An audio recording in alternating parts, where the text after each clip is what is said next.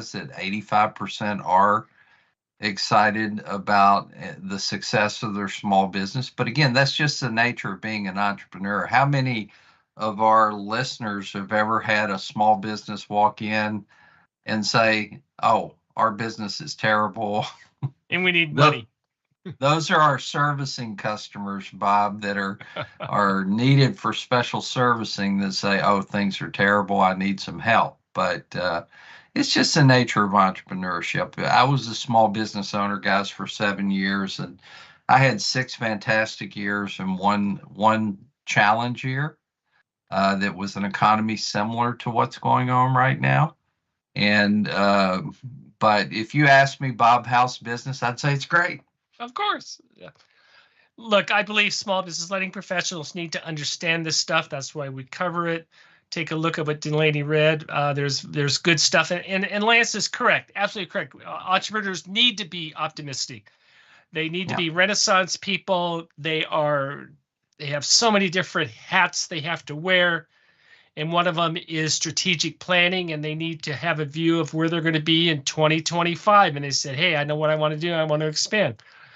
Which brings us to the topic of the day. We do not normally cover, our editorial philosophy is we do not cover things in the Wall Street Journal or Forbes or anything like that. However, this article jumped out to me so much. I'm going to break that because there is so much great information in here for small business lenders. I want to talk about it. I would encourage you to read it.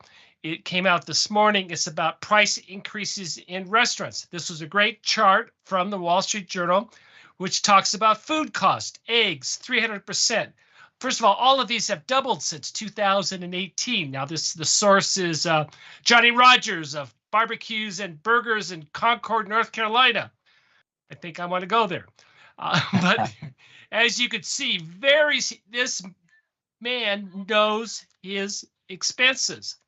And he says, Swiss cheese is up 125%, and my chicken's up and everything up. He's very specific about that. Lance, real quick, I was taught that with restaurants, you need 33% of your revenues cannot exceed, of your revenues, 33 cannot exceed labor, 33% cannot exceed food costs. Wow. Does that still apply? And what do you think about these increases? Well, to be profitable, a restaurant needs a food and labor cost combination that doesn't exceed 65% between the two of them. I think the challenge that you run into in being someone who's working in servicing is restaurants have a significant challenge on their plate, Bob, because food costs, all you have to do is go to the grocery store and buy your groceries. If you go back and look at what you were spending 2 or 3 years ago versus what you're spending today, there's been significant increases. Those increases are impacting restaurants because everything they use, from an egg to ground beef, have increased significantly. And that's resulted in price increases. Bob, you were share a story about what happened to you the other day when you bought a burger and a Coke. Well, I rode my bike, walked in Jack in the Box. I said, "Burger, I want the burger, no fries, and a Coke," and they wanted $16, and I walked out. Yeah, and when you drive through a McDonald's, my curmudgeon attitude. Yeah, when you drive through a McDonald's, Bob, and get a combo meal and it's 11, 12, $13, the prices that restaurants are having to charge will have a long-term impact of people visiting restaurants less frequently. Lance, your favorite restaurant, In-N-Out Burger, they're doing something right. You can go and get a hamburger, fries, and a drink, less than $10 still. They know what they're doing. Well, hey, Bob, my only problem, Bob, is I would have to spend about $100 in gas to get to my closest In-N-Out. Read the hamburger book, the Prince Hamburger In-N-Out Management. Great story. Hey, we're going to try something new. Michael, you want to bring up these poll questions? Let's see how this works. This is off topic, but we're going to talk about it next Monday. So let's see what happens. Lance, I know you've done your homework. Have you watched Bank of Dave? I don't want to hear anything, Lance. I know you've done it, and you give it a thumbs up, I assume. The only thing I can tell people, if you've not watched Bank of Dave, Bob asked me to for a series of 3 or 4 or 5 weeks, and I finally pulled it up and watched it with my wife, and we both loved the movie. It's a great movie for bankers, but it's also a great movie for somebody who wants to see the underdog win.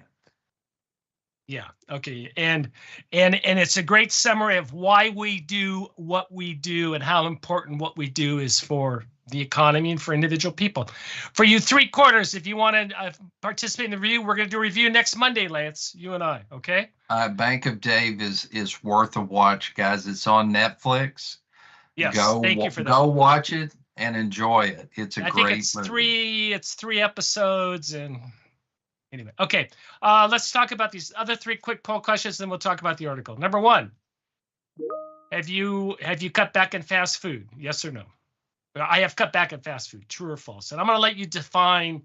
I'm not talking individually. I'm talking about expenses, but I'm going to let you define your how you want to do that. The thing about fast food that's interesting, Bob, I still have a teenager in the house. So there's a lot of fast food that is purchased from this household. But the thing that's interesting about fast food to me, Bob, is what you mentioned about Jack in the Box. Right now, I can go across to my full service restaurant and get a meal almost for the same price. Well, let's talk about that. Bring up the next question, Michael. Have you cut back on casual dining, which is I define as sit down? I think that category is one that's going to struggle as we go forward, Bob. Lance, you cannot give up. Sorry. 100%. You know how I am, Bob. You called that one on the and I wanted to ask that because I think that's the sector that is most in danger. And we're talking the Applebee's, the Chili's, the Denny's, those type of restaurants that have tremendous increase in cost, and people go to those type of restaurants and they don't want to be spending. Our next category, which is fine dining. What are you doing on fine dining? And I have a great answer for this one, Bob. Michael, did you let it? I mean, we only had one response on that, Michael. Here we go. 4 responses. Okay. There you go. 3/4. All right, go ahead, Lance. Well, I think fine dining is a category that's going to have good long-term success as long as you have good operators.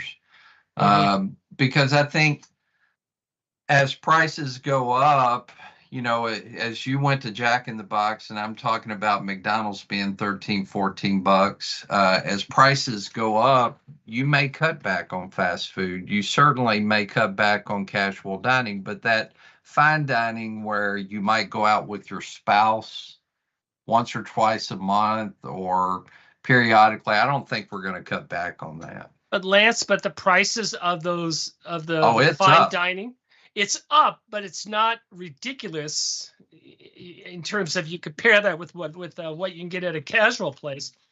Well, I think that it's not that out of line, and you go to that, you're willing to pay for that experience as well. So.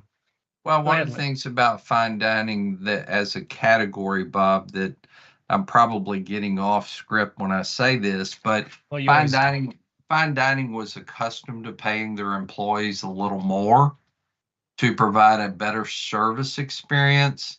Now your casual dining and your fast food have suddenly had to start paying significantly more to get the same employee. Okay. Let's get into this article, and this can be translated to any industry. And what I like about this is the authors, and I actually know Ruth Simon. She does an excellent job on this, and they did a very good job on bullet pointing what the key points are. And these are all things we need to understand as lenders, especially for underwriters when we're looking at a transaction. Does the entrepreneur have a handle on their labor and their material cost? It is always a challenge, both of those categories.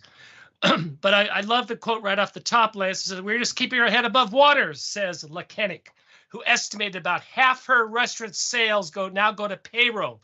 and other employee-related costs. Is she going to be in business in 12 months, Lance?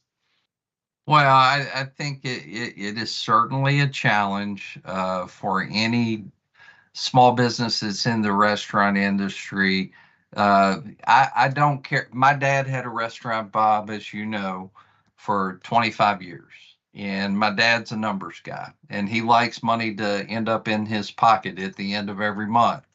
And he has these, he has these old adages, these old rules. For instance, he says you should never borrow more than 1 year's annual revenue if you're in the restaurant industry for land, building, and equipment. I mean, that's one of his deals, and that's not something you'll find in a finance book. That's Lance's dad 101, but he was adamant. No matter what it took, food and labor costs could not exceed. He used 60%, Bob. Right.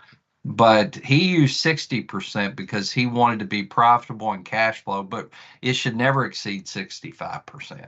Right. And so she has a difficult choice, but she's got to raise her prices. But she says, quote, Chef Zorbas charges $15.75 for a cheeseburger, $5 more than 2018.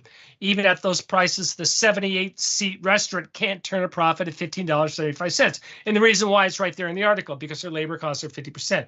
She would consider closing, but her small business administration loan wasn't guaranteed. She would consider closing if her SBA loan was not guaranteed by the house. Lance? Well, that's part of the now. When we talk about a softball to Lance, go ahead. Yeah, Lance. when we talk about all available collateral, and on SBA loans, they're quite, especially restaurant loans, guys, they're usually always under collateralized. So we take a junior mortgage on their residential real estate. And Bob's always asked me, there's an SBA rule, you have to have a certain percentage equity in the real estate to have to take it.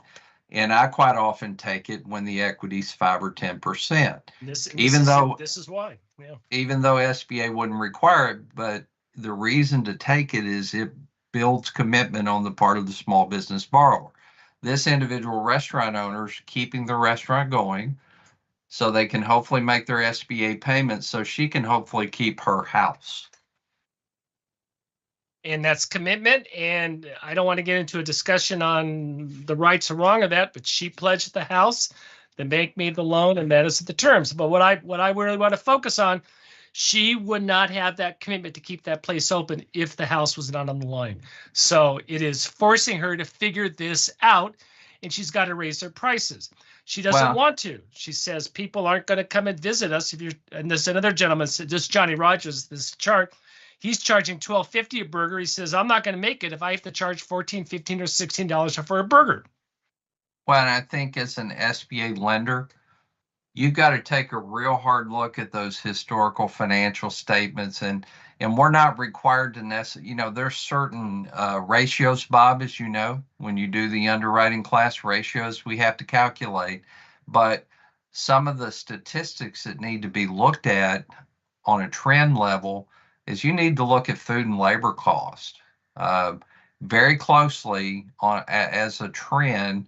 From historical financial statements, you also need to look at what they're doing in their projected financial statements and make sure that they have a feasible plan to keep that food and labor cost in mind. My dad would tell you, Bob, the person who buys produce, meat, and food products for a restaurant may be the most important person in the whole business. Absolutely. You need to understand the difference between the category. You simply can't take the SBA charge-off stats and look at them all. You have to differentiate what is the line.